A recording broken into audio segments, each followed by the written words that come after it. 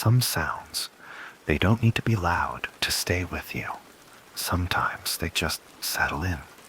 Where are you tonight? And what time is it where you are?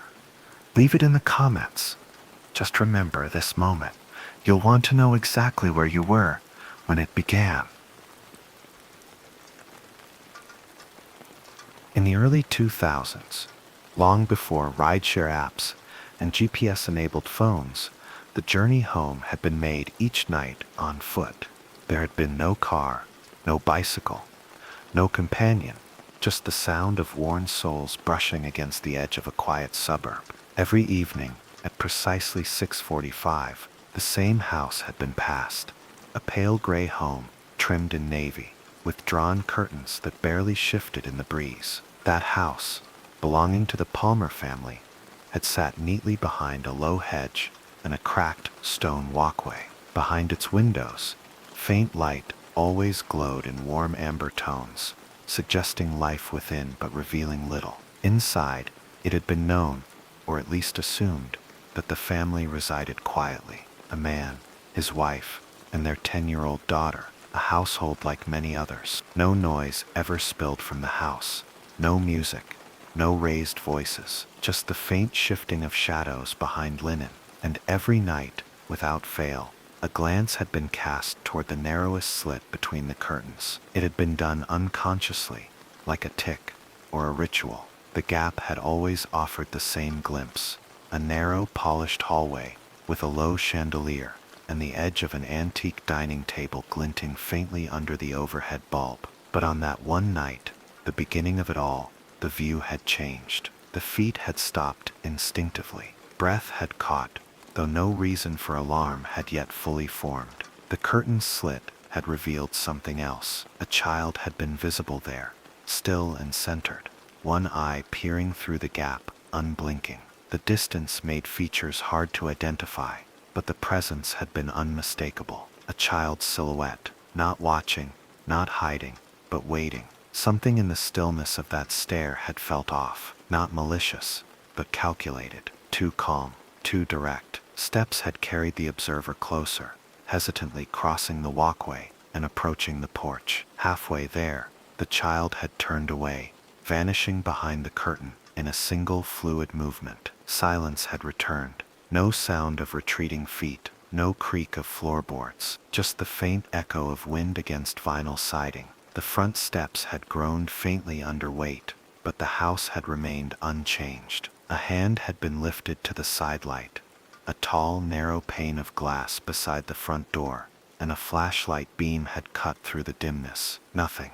The hallway lay quiet. The kitchen beyond remained still, and just as the light had begun to fall, footsteps had sounded, not delicate, not hurried, but heavy, the kind that suggested large feet descending a wooden staircase with purpose, like drums beaten in some forgotten ritual. Then the door had opened. The man of the house, clean-shaven, broad-shouldered, dressed in an orderly fashion, had appeared. His expression, though polite, had been strained. The air between them had felt tight, measured. Whatever words had been exchanged had not erased the tension. The moment had passed quickly. The door had closed again with sharp finality. Locks had clicked. Silence had reclaimed the porch. What had remained was the unease, the strange weight of the child's gaze. The following night, a decision had been made to walk a different route, but old habits had deeper roots than willpower could cut. At 7:52, the same house had come into view, and so had the child. Only this time, more of him had been visible. The curtains had parted wider, and a third of his body had emerged from behind them.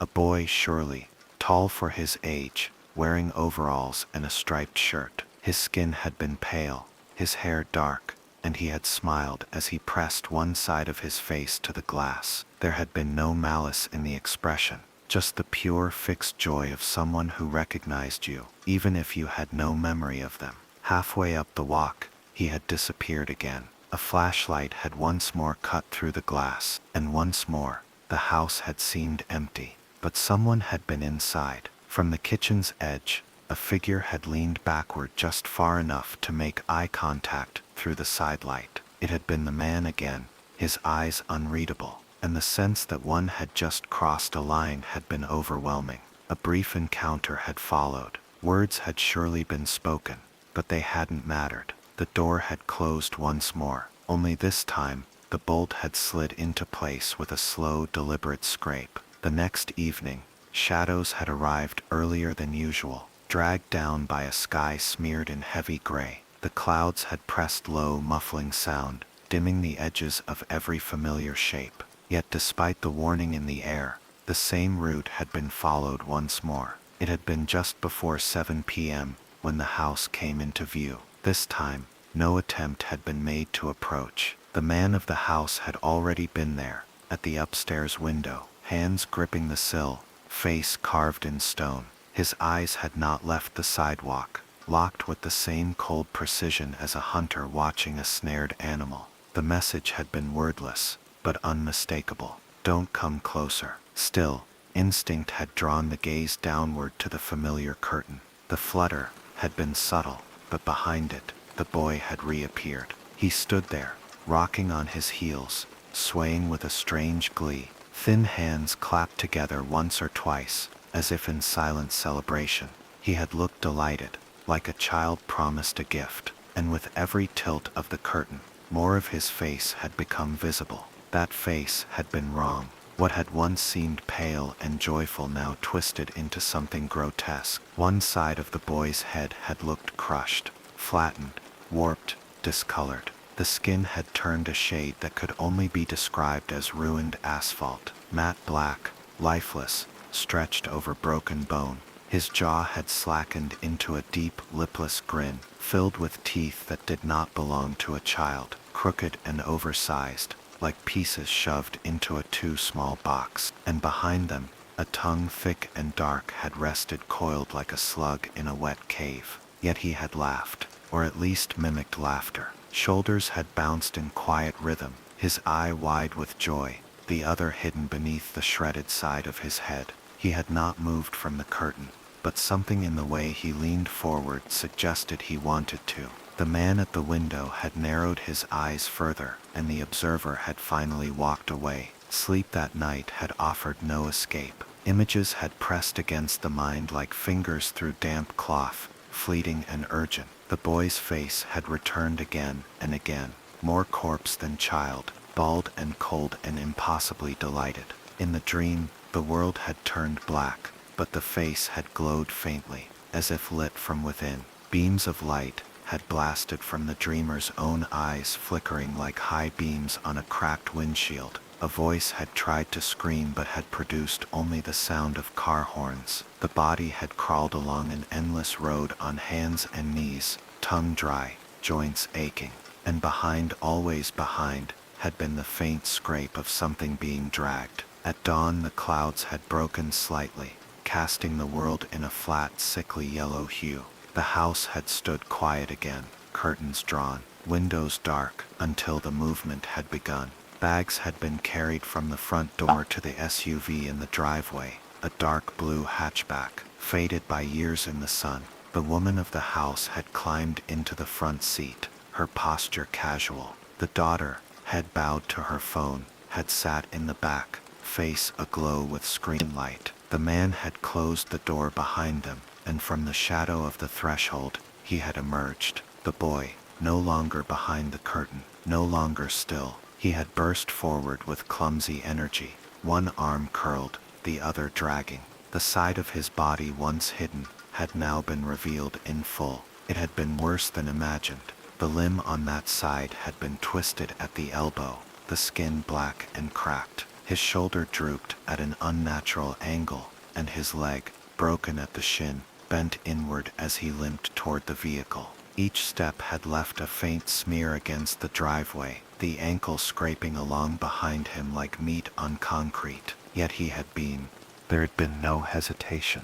With one final burst, he had hurled himself into the back seat, right beside the daughter. His head had turned as he settled, locking eyes through the rear window with the only one who could see him, and he had smiled.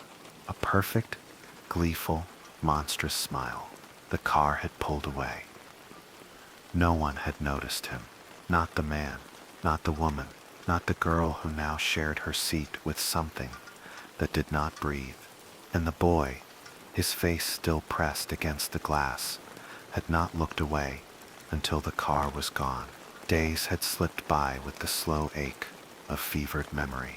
The house had remained vacant during that time, its porch unswept, its blinds motionless. No lights had flickered on in the windows, no signs of return. The silence that surrounded it had been deafening, as though something had been deliberately muted.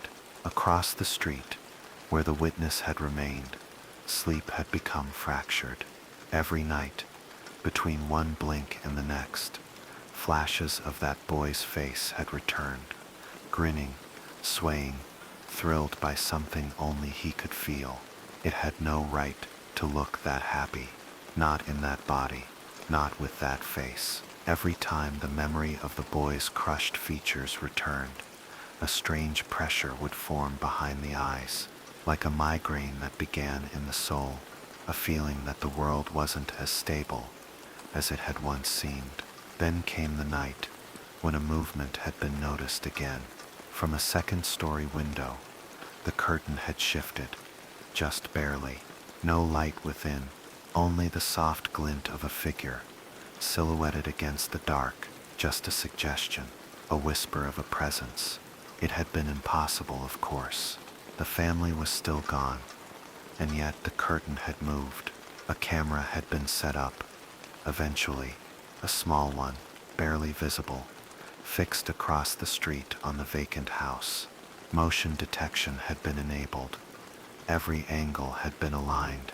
Nothing had been captured, but in the mornings, the curtain would always hang slightly differently than the night before, like fingers had traced their way through it.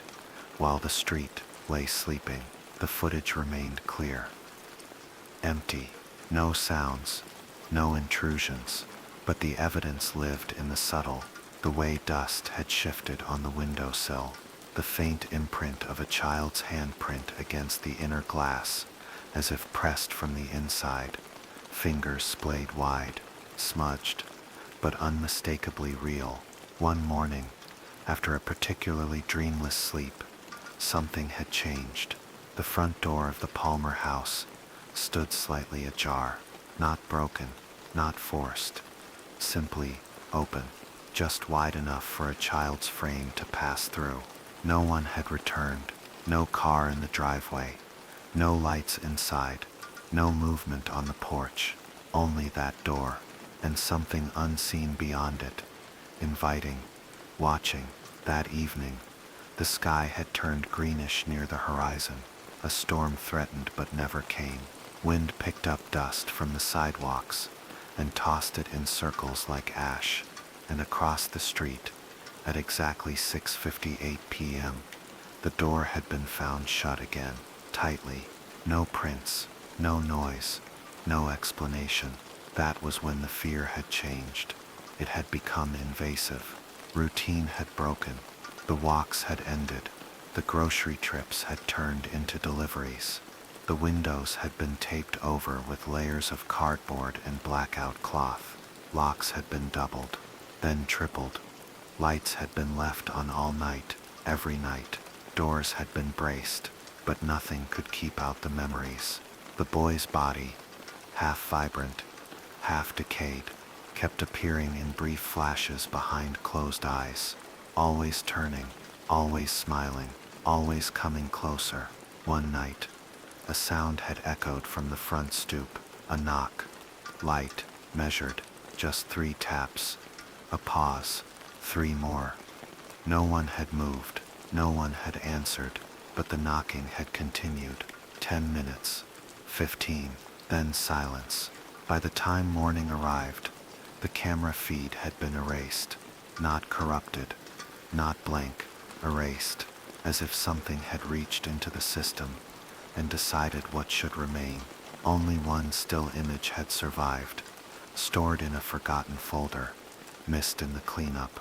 The Palmer house, nighttime, and in the foreground, a boy standing on the porch, his face turned toward the camera, grinning. as if he had known the lens would be watching. The house eventually sold. New occupants moved in, an older couple with no children, quiet and polite.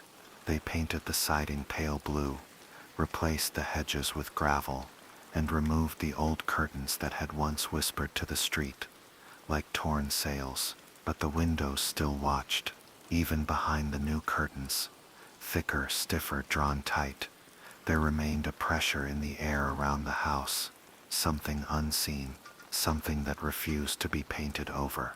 Occasionally, motion lights would flicker on late at night, though nothing living stirred. No cats, no wind, no footsteps, just light, then dark again. But across the street, the memory had never left. A new job had been found, a used car eventually purchased, a quieter life perhaps, but still before every drive the same habit remained. The back seat was checked, not just a glance, a full inspection, floor, corners, under the seats. Even when logic dismissed the need, the habit persisted, a kind of ritual, a protective incantation disguised as paranoia, because something had once climbed in, something not fully seen, but fully felt, and no explanation had ever come. No obituary had ever named the boy, no neighbors had mentioned a missing child, no accidents, no police reports, no photograph, nothing but that face, half of it joyful, the other half a ruin of flesh and bone, pressed against the glass. That image above all had remained. Sometimes, late at night, the same knock echoed in dreams. 3 taps, a pause, 3 more. Other times the dreams arrived without sound, only stillness. The boy seated behind the dreamer, riding in the back seat, his face visible in the rearview mirror, smiling without breath, waiting without blinking, always waiting. And on the worst nights, the curtain would shift again in memory, just enough for the boy to be seen clapping, laughing, delighted by something only he could understand. Then the rush, the lurch out the door, the run down the walk, the jump into the car, all just to go, to escape something that had never chased, but had always arrived anyway. Now distance was measured not in miles but in silence. No matter how far, no matter how many locks, no matter how many years, every step had still been followed, and every night the lights stayed on, because the only thing worse than seeing him again was not seeing him first.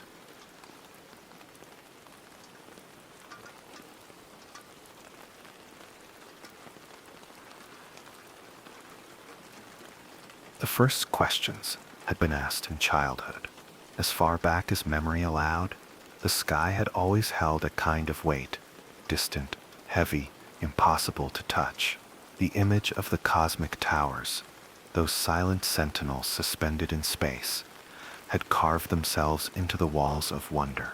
The pillars of creation, as they had been called by those who named things they didn't understand, had become an obsession. No answer had ever satisfied.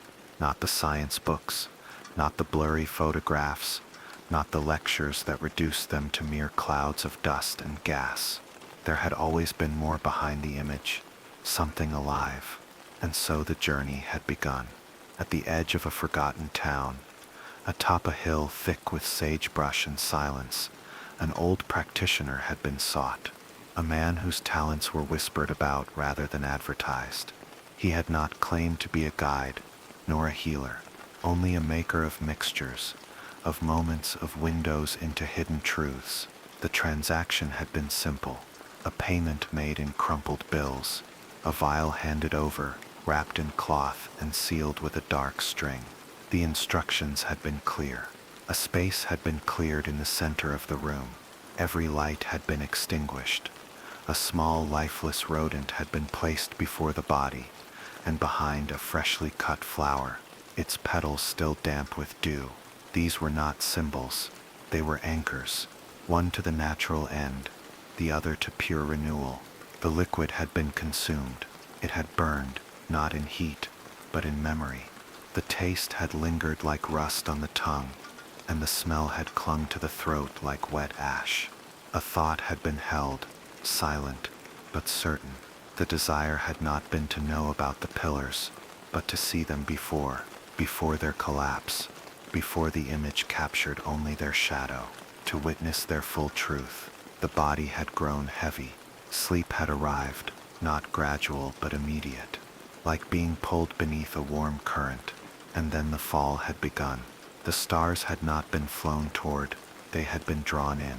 A blur of galaxies and color, of worlds colliding and birthing and spinning in silence. The body had become incorporeal, but the sensation of movement had remained, directionless, exhilarating. Then stillness, suspended before them, towering, brilliant, terrifying, stood the pillars, but they were not silent. Sounds had emerged, not voices, vibrations, echoes of speech not meant for lungs or tongues. It had been felt as much as heard. Shapes had begun to appear. Not all things that moved could be called creatures. Some floated, some scurried, some seemed to live in the folds of the air itself. But one group had drawn focus. They walked upright, broad and strong, their bodies, smooth and sun-warmed, bent at joints unfamiliar to human architecture. Their faces bore short trunks, like compressed extensions of thought. Their eyes, massive, dark, endlessly reflective, had shimmered with something deeper than comprehension. One had been seen lifting a boulder twice its size overhead. It had not groaned. It had not strained. It had simply done.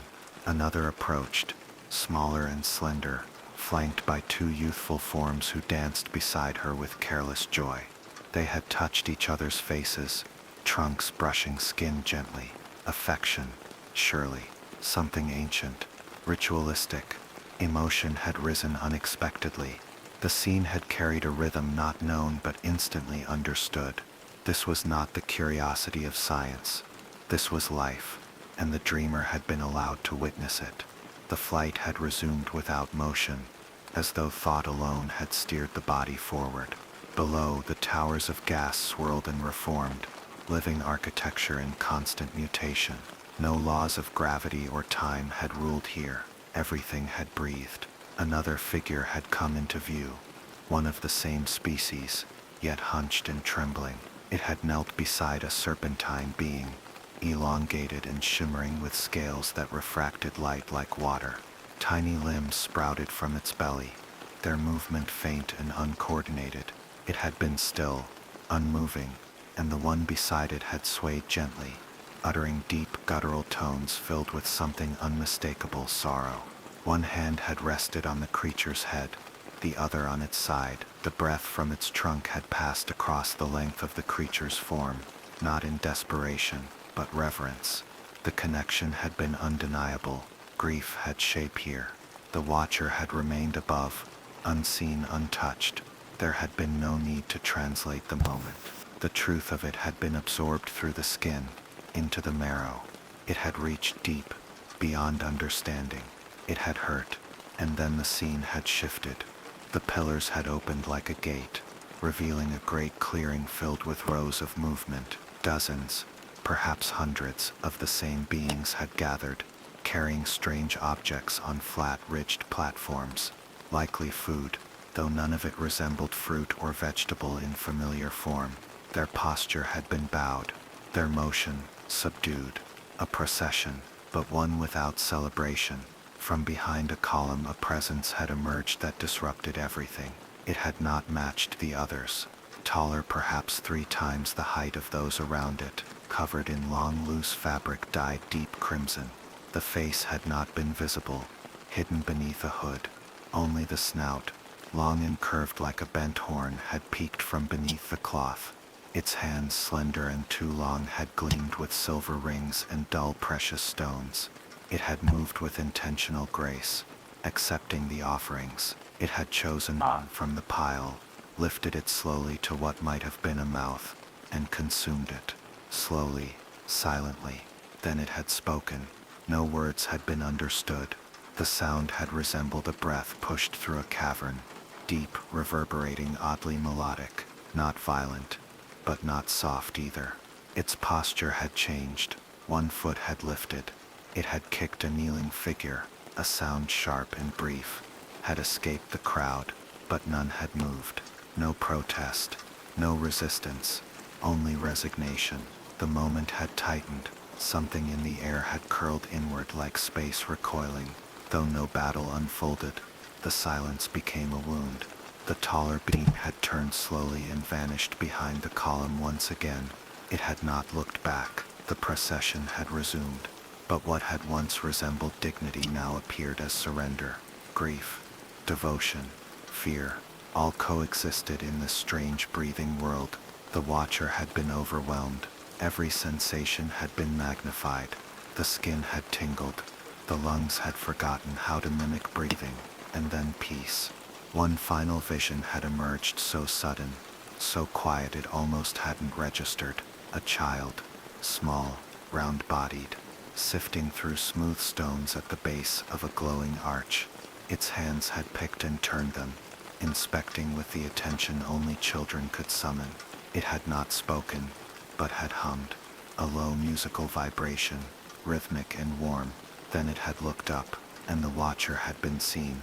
Eye contact had been made, though no eyes had resembled human ones. Those vast orbs, reflective and glimmering, had widened, and then something beautiful had occurred. The child had smiled. Its trunk had lifted in a joyful motion, curved upward like a wave frozen in celebration. A sound had emerged, high-pitched and playful, impossible to mimic, but clearly filled with mirth. The child had reached forward, not with fear but with trust, and then something vast had pulled, a wind not felt on skin, but within bones, a force not of motion, but of dismissal. The scene had retreated as though collapsing into itself. The pillars had blurred, the stars had begun to spin backward, time had ceased to mean anything. Awakening had come not as a jolt, but as a slow release. Eyes had opened, the room had returned, dim still, familiar. The circle of preparation had remained undisturbed. The rodent, the flower, the glass now empty, and the tears had begun without permission. The light in the room had appeared dimmer, though no bulb had burned out. Every corner seemed further away, as if space had distended while the body had returned. The ceiling looked higher. The walls, colder. Dust hovered in the air, but it no longer looked like dust. It shimmered faintly, like cosmic residue left behind by the dream. Breath had come in shallow bursts, not from panic, but from awe. The muscles had refused to move at first, as if they needed to relearn their purpose. Every joint had pulsed with low, echoing pressure, and the limbs had trembled without reason. The tears had not stopped. They had not been born of fear, nor of grief, nor even joy. They had simply come, uncommanded, unstoppable. They had traced paths down the cheeks, pooling at the corners of the mouth, as if the body itself had been rinsed by memory. There had been no words, no explanation, only the overwhelming truth that something had been seen, something impossible to undo. It had not been just a vision. It had happened, not in the way of hallucination, not in the realm of metaphor. It had happened somewhere. The creatures had not felt imagined. They had not existed in symbols. They had lived, breathed, loved, grieved, and one had seen the watcher, truly seen. That recognition had done something unnameable. A kind of opening had formed deep within the self, where wonder, once childish and chaotic, had now matured into reverent humility. The hands had wiped away tears without success. The mind had replayed each moment, one after another, trying to preserve the images before time eroded them. But no erosion had come. Everything had remained vivid. The boulder lifted without effort. The sorrowful mourning beside the scaled companion. The red-robed overseer, draped in alien arrogance. The strange silence of surrender. The joyful child and its pure, unguarded smile. Each image had burned itself onto the memory with crystalline clarity. And then the questions had begun. Not about science or matter, not about physics or possibility, but about meaning. Had the place existed in the past? A snapshot before destruction? A cosmic fossil brought back to life through will alone? Or had it been a reflection of something ongoing happening still across unfathomable distances? Had that child truly seen the visitor? Or had the visitor only been allowed to believe it? The mind had searched, but the heart had already known. Something beyond the stars had welcomed the gaze, not challenged, not judged, simply welcomed. And in that welcome, the watcher had felt whole. The hours had passed in soft reverie.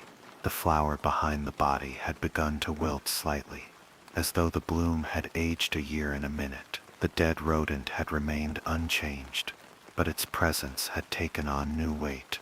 No longer just a tool but a marker. The room had eventually been cleaned. Every object returned to its original place. The remnants of ritual swept away like dust. But nothing felt the same. The body had been home. The mind had returned. But something else had stayed behind. Or perhaps something had followed back. The room had returned to order, yet the ordinary felt hollow. Screens had been unlocked, and the photo, the one that had started everything, had been brought into view again. The pillars of creation, captured in amber and sapphire, stretched across the display, magnificent, silent, untouched, but now no longer lifeless.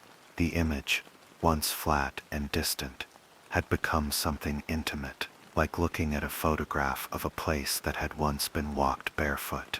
Each curve of dust now held meaning. Each silhouette of gas now shimmered with presence. The columns no longer resembled clouds or stone. They carried memory, pain, joy, an ancient breath. Fingers had zoomed in. Tiny portions of the image, those long-ignored crevices, had been studied with trembling reverence. The mind had tried to trace the path through which the vision had passed, the location where the procession had paused, the platform where the child had smiled, but nothing matched. Because the photo was not a map, it was a tombstone.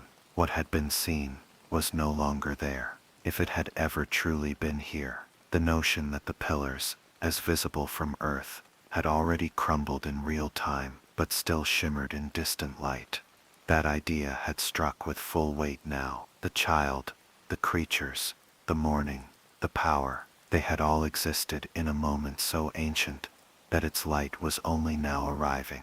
And yet, the smile had felt current, like something sent forward, a message, not a memory. Perhaps the dream had not been travel through space. Perhaps it had been something older than that. Perhaps the potion had been a language, a key, and the dreamer in their longing had simply been chosen to hear it. Sleep had not come for many days, not because of fear, because of grief. The grief of returning from a place that had offered something more than truth. It had offered connection. The dead rat, discarded respectfully, had become a symbol of what had been given to cross that threshold. The flower had been pressed into a book, where it had remained to this day. Faded, yes, but not forgotten. And still, each night, before the lights were turned off, the photo had been reopened, studied, revered, and smiled at, not in sadness, but in echo, because memory had weight and joy, even alien and distant, could survive the death of stars. Sometimes, in dreams, the child returned, always smiling, sometimes laughing, sometimes reaching, never speaking, never aging, but always there, waiting,